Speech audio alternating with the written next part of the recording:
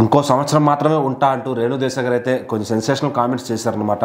So ఎవరిపైన చేశారో ఆవిడ అసలు ఎక్కడ ఉంటారని చెప్పి చేశారు. అంటే రేణు దేశాయ్ గారు ఏది చేసినా ఏది మాట్లాడినా కూడా సోషల్ మీడియాలో మాత్రం కంపల్సరీ షేర్ చేసుకుంటారు. ఈ మధ్య కాలంలో అయితే మరీ ఎక్కువగా అంటే తను ఏం చేసినా కూడా వేరే వాళ్ళు మాట్లాడుకోవడమా లేకపోతే సోషల్ మీడియాలో మాట్లాడుకోవడమా, సో ఏదో ఒక రకంగా మాత్రం తన పేరు తెర మీదికి వస్తుంది. సో ఇప్పుడు ఇది ఎప్పుడో మాట్లాడిన ఒక మాట, ఇంటర్వ్యూలో మాట్లాడిన మాట మరొకసారి చాలా వైరల్ అవుతుంది అనమాట. సెలబ్రిటీస్ సంబంధించి వాళ్ళు ఒక ఇంటర్వ్యూ ఇచ్చినప్పుడు చాలా రకాలటువంటి ఇన్ఫర్మేషన్ షేర్ చేస్తూ ఉంటారు.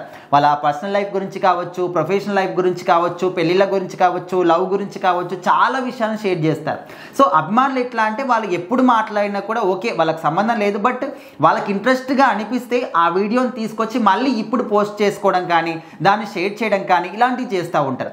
సో అదే క్రమంలో ఇప్పుడు వచ్చినటువంటి ఈ వీడియోలో మన రేణు దేశాయ్ గారు ఇంకా 1 సంవత్సరం మాత్రమే ఉంటాను అనే విధంగా దాని వెనకాల చెప్పిన రీజన్ వింటే అందరూ కూడా షాక్ అవుతారు.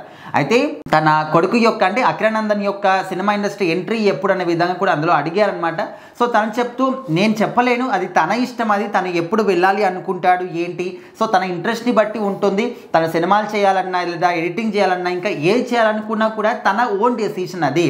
సో నేను చెప్పినట్టు చేయడానికి కూడా నేను అనుకోను అనే విధంగా రేణు దేశాయ్ గారు చెప్పారు. అదేవిధంగా అక్కడ ఉన్నటువంటి యాంకర్ ఏం అడిగారు, అసలు ఇక మీదట రేణు దేశాయ్ అంటే ఏంటి, ఏం చేస్తుంది రేణు దేశాయ్ అనే విధంగా అడిగినప్పుడు తను ఇంకా సన్యాసం అనే విధంగా స్ట్రైట్గా చెప్పేస్తుంది అనమాట.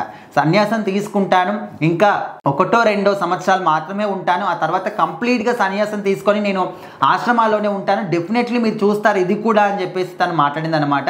సో ఆ మాటలు వింటే అందరూ కూడా షాక్ అవుతారు. ఎందుకంటే మీకు ఇద్దరు అంటే ఒక పాప ఒక కొడుకు ఉన్నారు, వాళ్ళిద్దరిని చూసుకోవచ్చు కదా, వాళ్ళ లైఫ్ని చూసి వాళ్ళ దగ్గరనే ఉండొచ్చు కదా, ఎందుకో ఇట్లా సన్యాసం తీసుకోవడం ఏంటి అంటే మీ ఉద్దేశం ఏంటి, మీ పిల్లల్ని అక్కడ వేరే వాళ్ళకి అంటే మనందరికీ తెలుసు వేరే వాళ్ళ పవన్ కళ్యాణ్ గారికి అప్పగించేసి ఇంకా మీరు కంప్లీట్గా ఇదే విధంగా వెళ్ళిపోతారా అనే విధంగా కూడా తను చెప్పింది.